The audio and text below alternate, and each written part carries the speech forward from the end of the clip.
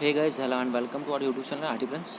सो guys, आज के video में हम लोग ये जानने वाले हैं कि ये जो आप लोग देख पा रहे होंगे, अगर आप अपना ट्रेनिंग प्रोफाइल खोलते हैं तो ट्रेनिंग प्रोफाइल खोलने के बाद देखिए यहाँ पे दो तीन चीज़ें जो है मतलब कि अलग से एक ऑप्शंस जोड़े गए हैं। मतलब कि एक तरह से कहिए बेनिफिट्स आप लोग को दिए जा रहे हैं, जहाँ कि देख पा रहे होंगे यहाँ पहला चीज़ तो है कि व्यू सीबीटी एग्जाम सेंटर। ये एक ऑप्शन जोड़ा गया है कि आप अपना एग्जाम सेंटर डायरेक्टली यहाँ पे क्लिक करके देख सकते हैं। ये उन कैंडिडेट्स के लिए है जो कि पास आउट नहीं हुए हैं, जिनका पेपर होने वाला है, ठीक है, या फिर सीबीटी एग्जाम जिनका होगा। और दूसरा एक फीचर देखिए यहाँ पर बहुत अच्छा जो यहाँ पे सिस्टम डाल दिया गया है, जो कि पास आउट लड़के हो चुके हैं उनके लिए देखिए एक बहुत अच्छा चीज़ यहाँ पे आया हुआ है। तो इसके बारे में हम लोग बात करने वाले हैं। तो देख लीजिए गाइस, यहाँ पे चाहे 18-20 सेशन है, चाहे 19-21 सेशन है, चाहे 17-19 सेशन है, कोई भी सेशन है जो पास आउट हो चुके हैं, ठीक है, तो उनके लिए देखिए बहुत अच्छा यहाँ पे क्या आया हुआ है। मैं आपको पहले यहाँ पे पढ़ के सुनाता हूँ। देखिए, I am interested in taking admission for 10th और 12th examination qualification from national institute of open schooling. कहने का मतलब है गाइज कि यहाँ पे जो एक यहाँ आप लोगों को पता होगा NIOS क्या होता है। देखिए, national institute of open schooling, ठीक है, ये ओपन स्कूलिंग है, जो कि आपका एक पहली बात है ये ओपन स्कूलिंग है, दूसरा बात ये डिस्टेंस एजुकेशन भी प्रोवाइड करता है, ठीक है। यहाँ से अभी आप लोग क्या कर सकते हैं, जैसे जो जो भी कैंडिडेट ITI पास कर गए हैं, अब सीधे क्या कर सकते हैं कि अपना 10th और 12th कर सकते हैं।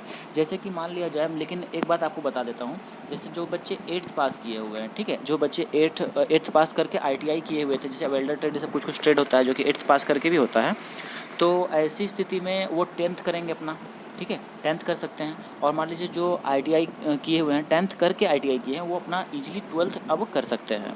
तो देखिए यहाँ पे आप लोग को सारी जानकारी इसमें मैं देने वाला हूँ। उसके पहले गाइज देखिए यहाँ पे आपको NIOS क्या होता है उसके बारे में थोड़ा सा चर्चा कर दूँ और आपको डिटेल्स थोड़ा बता दूँ। तो देखिए यहाँ पे साफ साफ लिखा हुआ है, national institute for open schooling NIOS Bharat का एकमात्र मंच है जहाँ ऐसे छात्र एडमिशन ले सकते हैं जो शिक्षा निजी मोड पर पूरी करना चाहते हैं, ठीक है। मतलब कि आप बिना स्कूल वगैरह जाए आप अपना शिक्षा अगर पूरा करना चाहते हैं, जैसे 10th और 12th करना चाहते हैं, हालांकि आगे के भी कोर्सेज होते हैं यहाँ पे। देखिए, NIOS बोर्ड के माध्यम से छात्र अपनी शिक्षा पूरी कर बाकी शिक्षा बोर्ड के छात्रों की तरह अपनी आगे की पढ़ाई कर सकते हैं, जैसे कि CBSE हो गया, ICSE मीडियम हो गया, उन सभी में जिस तरह से आपको डिग्री मिलता है या फिर झारखंड के लिए जैक होता है, फिर इस तरह से जो होता है, तो उसी तरह से सेम आपको यहाँ पे भी सर्टिफिकेट दिया जाता है 10th का 12th का।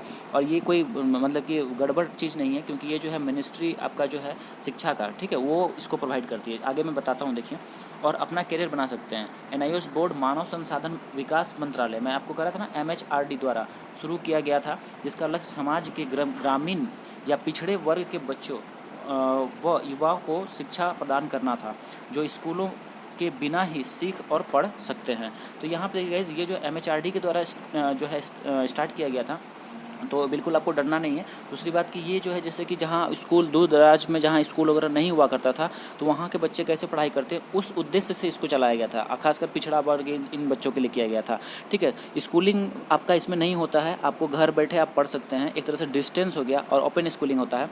तो इसमें आप चाहें तो अभी जैसे ITI कर लिए हैं तो आप इसमें रजिस्ट्रेशन कर सकते हैं, सिंपली आपको सबमिट करना होगा। चलिए अब हम लोग सीधे चलते हैं वहाँ पर और आगे की बातें बताते हैं आपको।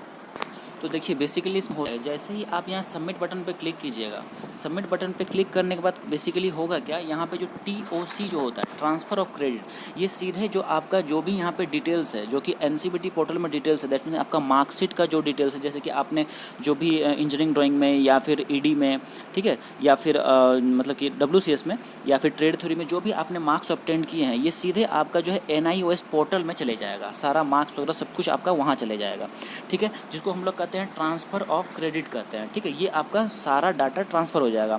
अब इसके बाद क्या होगा, सबमिट आपने कर दिया, अब वहाँ पे आपको जो है एक रजिस्ट्रेशन करना पड़ेगा, और जो है उसमें आप लोगों को जो है अभी एग्ज़ाम जो दीजिएगा आप, उसमें टोटल 5 एग्ज़ाम देने होते हैं, ठीक है, टोटल 5 पेपर्स हमको देने पड़ते हैं, जिसमें से कि आपका 3 पेपर, ठीक है, फर्स्ट 3 पेपर जो है आप लोग का यही हो जाएगा, जिसमें कि आपका ट्रेड थ्योरी एंड प्रैक्टिकल हो जाएगा, जो कि आपका ITI का था, वो हो गया नंबर 1।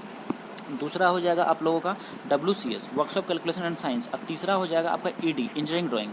ठीक है, अभी तो हालांकि ED हटा दिया गया है और TT के साथ ही मर्ज कर दिया गया है और फॉर्मेटिव असेसमेंट उसका मार्क्स मिलने वाला है। खैर ये चीज़ें तो अलग बात है, लेकिन जिनका हो गया उनके लिए मैं कह रहा हूँ ये 3 पेपर हो गए। अब चौथा पेपर आप पे डिपेंड करेगा, 5वां पेपर आप पे डिपेंड करेगा। वहाँ लिस्ट रहता है जिसमें से कि आप सेलेक्ट कर सकते हैं चौथा और 5वां पेपर। तो जैसे कि यहाँ पे इंग्लिश ले सकते हैं, फिर यहाँ पे जो है आप अदर सब्जेक्ट्स ले सकते हैं जो भी आपको इच्छा है। ठीक है, जो भी बेसिकली जैसे 10th में है तो साइंस ये सब जो होता है वो सब पेपर आप यहाँ पे ले सकते हैं। 12th के लिए भी अदर पेपर्स आप ले सकते हैं।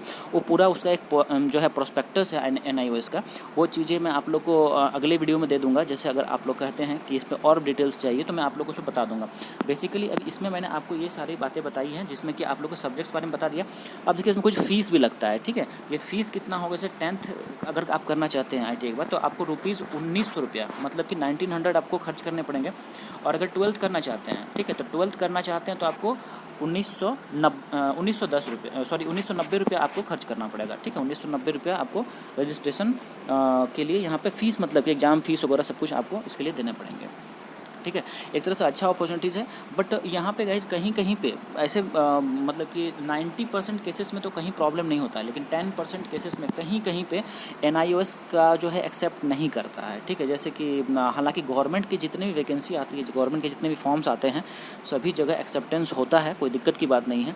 तो यहाँ पर जैसे बहुत सारे कैंडिडेट्स जो कि ITI कर रहे हैं और बाहर अपना मतलब कि कमा रहे हैं, ठीक है, वो क्लास व्लास करने के बिल्कुल इच्छुक नहीं है, मतलब हो ही नहीं सकते हैं, उनके लिए पॉसिबल ही नहीं है कि वो जो है जॉब छोड़ करके अपना जो है ये चीज़ें कर पाएँ।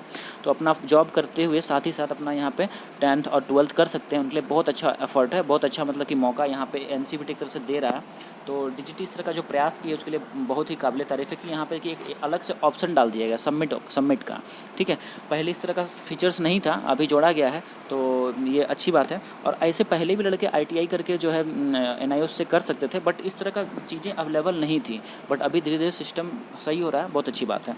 तो गाइज़ यहाँ पे जितने इन्फॉर्मेशन थी ये क्या है नहीं है सब कुछ मैंने आपको बता दिया, क्योंकि एक बच्चे ने मुझे ऐसे व्हाट्सअप भी करके पूछा था उसके लिए, तो ये जानकारियाँ जाननी चाहिए आप लोग को। तो चलिए आप लोग से मिलते हैं अगली वीडियो में, और इस पर जो है कुछ न्यू जो भी बातें होंगी अगर आप लोग कमेंट्स करते हैं तो मैं आप लोग को बताऊँगा। धन्यवाद आप सभी का वीडियो में बने रहने के लिए। चैनल को सब्सक्राइब कीजिएगा इस तरह की जानकारियाँ पाने के लिए, और फिर जॉब अप्रेंटिस से रिलेटेड भी सारी जो है अपडेट्स मिलते रहते हैं, तो सब्सक्राइब करना बिल्कुल ना भूलिएगा। धन्यवाद।